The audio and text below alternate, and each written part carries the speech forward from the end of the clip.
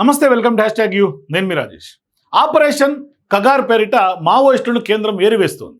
దీంతో పలువురు మావోయిస్టులు ఇప్పటికే ప్రభుత్వం ఎదుట లొంగిపోయారు. అలాగే పలు ఎన్కౌంటర్లు కూడా చోటు చేసుకుంటే తాజాగా కూడా ఛత్తీస్గఢ్లో భారీ ఎన్కౌంటర్ జరిగినట్టుగా తెలుస్తోంది. దాదాపుగా 28 మంది ఈ ఎన్కౌంటర్లో మృతి చెందినట్టుగా తెలుస్తోంది. దీంతో ఇప్పుడు వరుసగా జరుగుతున్నటువంటి ఎన్కౌంటర్లతో మావోయిస్టులకు భారీ ఎదురు దెబ్బ తగిలింది. దీంతో ఇప్పుడు దేశంలో మావోయిస్టుల నిర్మూలన కోసం మోదీ సర్కార్ పక్కా వ్యూహాత్మక ప్రణాళికలతోనే ముందుకు వెళ్తున్నట్టుగా స్పష్టంగా అర్థమవుతుంది.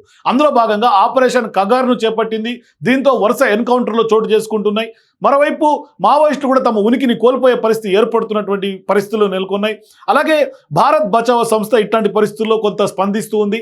ఆపరేషన్ కగార్ను నిలిపివేసి మావోయిస్టులు శాంతి చర్చలు జరపాలని కేంద్ర ప్రభుత్వాన్ని అట్లాగే భారత్ బచావో డిమాండ్ చేస్తోంది. అయితే ఈ మేరకు ఛత్తీస్గఢ్ ముఖ్యమంత్రిగా ఉన్నటువంటి విష్ణుదేవ్కి భారత్ బచావో సంస్థ శనివారం బహిరంగ లేఖ రాసింది. ఈ క్రమంలో కేంద్ర ప్రభుత్వానికి మావోయిస్టుల మధ్య జరిగే శాంతి చర్చలకు భారత్ బచావో కొంత సంధానకర్తగా వ్యవహరిస్తుందని ఆ లేఖలో ఆ సంస్థ స్పష్టం చేస్తుంది. అయితే కేంద్ర ప్రభుత్వంతో మావోయిస్టుల మధ్య శాంతి చర్చల కోసం 3 పేర్లను ఆ సంస్థ ప్రతిపాదిస్తుంది. ప్రొఫెసర్ జగన్మోహన్ సింగ్, ప్రొఫెసర్ హరగోపాల్తో పాటుగా ప్రొఫెసర్ మనోరంజన్ మహంతి పేర్లను కూడా ఆ సంస్థ పేర్కొంది. అంటే ప్రముఖ స్వాతంత్ర సమరయోధుడు భగత్ సింగ్ మేనల్లుడు ప్రొఫెసర్ జగన్మోహన్ సింగ్, అట్లాగే 2004లో ఏపీ ప్రభుత్వానికి మావోయిస్టుల మధ్య సంధానకర్తగా వ్యవహరించినటువంటి హరగోపాల్తో పాటుగా ప్రముఖ రాజకీయ శాస్త్రవేత్త ప్రొఫెసర్ మనోరంజన్ మోహంతి పేర్లను ఇప్పుడు ఆ సంస్థ ప్రతిపాదిస్తోంది. సో తన ప్రతిపాదనకు స్పందించి ఆ 3 పౌర హక్కుల ప్రతినిధులతో కేంద్రం శాంతి చర్చలు జరపాలని ఆ లేఖలో పేర్కొంది. అంటే మావోయిస్టులతో కేంద్రం హోంశాఖ మంత్రిగా ఉన్నటువంటి అమిత్ షా చర్చకు చొరవ తీసుకోవాలంటూ కూడా భారత్ బచావో వైస్ చైర్మన్గా ఉన్నటువంటి డాక్టర్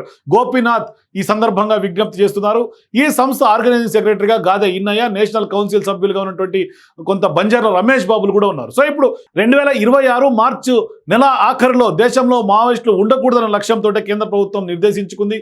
అందులో భాగంగానే మావోయిస్టులు లొంగిపోయి దేశ అభివృద్ధికి తోడ్పడాలంటూ కూడా కేంద్రం ఇప్పటికే వారికి ఒక పిలుపునిచ్చింది. మరోవైపు మావోయిస్టులు లొంగిపోతే వారిని అన్ని విధాలా ఆదుకుంటామంటూ కూడా కేంద్రం హామీ ఇస్తోంది. మరోవైపు ఈ నేపథ్యంలో పలువురు మావోయిస్టులు ఇప్పటికే ఛత్తీస్గఢ్, బీహార్, మహారాష్ట్రతో పాటుగా జార్ఖండ్ తదితర రాష్ట్రాల్లో కూడా లొంగిపోయినటువంటి సందర్భాలు అధికంగా కనిపిస్తున్నాయి. ఇక ఛత్తీస్గఢ్లో మాత్రం వారి ప్రాబల్యం బాగానే ఉంది. ఈ నేపథ్యంలో ఆయా రాష్ట్రాల్లో మావోయిస్టులు ఏరివేతకైతే మాత్రం కేంద్రం అట్లాగే అక్కడ రాష్ట్ర ప్రభుత్వాలు కూడా పటిష్టమైనటువంటి చర్యలు చేపట్టాయి. దీంతో వరుసగా పలు ఎన్కౌంటర్లు చోటు చేసుకున్నటువంటి సందర్భాలు ఉన్నాయి. దాంతో ఇప్పుడు మావోయిస్టులకు భారీ ఎదురుదెబ్బ తగులుతోంది. ఈ నేపథ్యంలోనే కేంద్రంతో చర్చకు సిద్ధమని మావోయిస్టులు ఇప్పటికే స్పష్టం చేశారు. కానీ దీనిపై కేంద్రం వైపు నుంచి ఇప్పటి వరకు ఎటువంటి స్పందన లేకపోవడంతో మరి ఈ శాంతి చర్చలు జరుగుతాయా లేదా, లేకుంటే మావోయిస్టుల ఏరివేత కగర్ అట్లాగే కొనసాగుతుందా, భవిష్యత్తులో తెలిసే అవకాశం ఉంది. సో మీరు కూడా ఆపరేషన్ కగర్ ఖచ్చితంగా మావోయిస్టులకు అతిపెద్ద ఎదురుదెబ్బగా చూస్తారని మీరు అనుకుంటే మీ అభిప్రాయాల కింద కామెంట్స్ ఇప్పుడు తెలియజేయండి. For more videos please watch #.